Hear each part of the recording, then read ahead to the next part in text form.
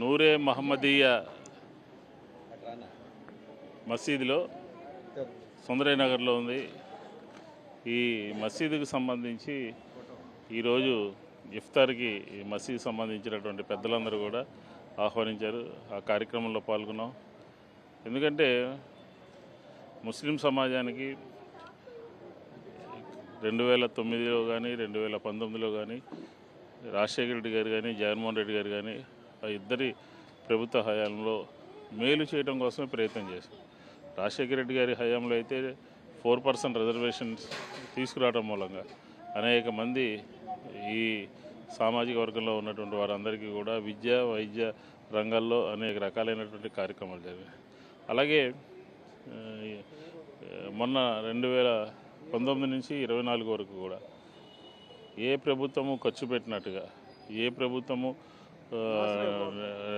నిధులు ఈ మైనార్టీల కోసం ఖర్చు పెట్టలేదు. అలాంటిది 65,000 కోట్లకు పైగా మైనార్టీలకు సంబంధించినటువంటి బడ్జెట్లో కేటాయింపులు తీసుకొచ్చి అనేక రకాలుగా వారందరి పట్ల కూడా వైఎస్ఆర్ కాంగ్రెస్ పార్టీ ఒక సానుకూలమైనటువంటి దృక్పథంలో ఉంది.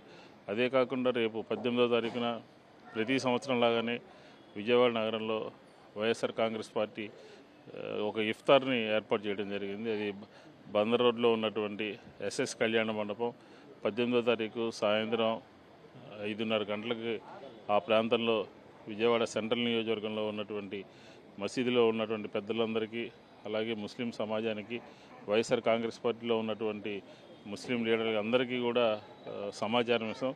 ఖచ్చితంగా ఆ కార్యక్రమంలో ఆ నమాజ్ కార్యక్రమంలో ఆ ఇఫ్తార్ కార్యక్రమంలో జగన్మోహన్ రెడ్డి గారు కూడా పార్టిసిపేట్ చేస్తారు.